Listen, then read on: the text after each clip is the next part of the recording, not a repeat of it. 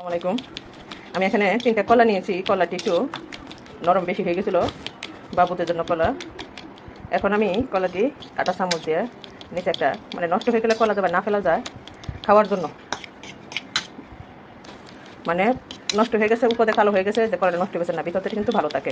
তখন ওই কলা দিয়ে আপনার একটা পিঠা বানালে ভালোই লাগে। আমি 3টা কলা কাঁটা চামচ যেভাবে করে নিয়েছি। এখন আমি এটার মধ্যে কী দিব উপকরণ তা দেখেন। আমি এখানে চিনি দিয়ে দিচ্ছি। চিনি দিয়ে এভাবে নাড়াচাড়া করে নিয়েছি।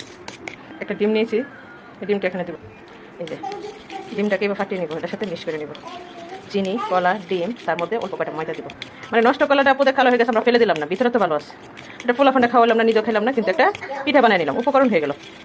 আমি এরকম একটা কাপ দিয়ে 1 কাপ পরিমাণ মতো ময়দা নিয়েছি। ময়দাটাকে মিশিয়ে নিব। এই যে ব্যাটারটা এরকম হয়েছে।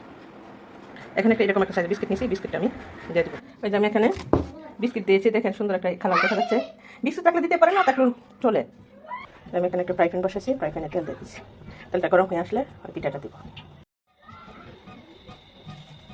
তেল গরম হয়ে আসছে, ওই যে আমি হাত দিয়ে ছোটো ছোটো করে দিয়ে দিলাম।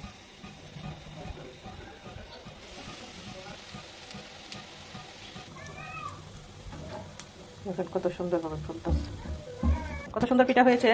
পিঠাটা দেখেন, কলা, ডিম, তারপরে আপনি একটা বিস্কিট, ময়দা, চিনি দিয়ে বানিয়েছি, অল্প চিনি দিয়েছি, দেওয়ার পরে বানানোর পরে দেখেন কত সুন্দর পিঠা।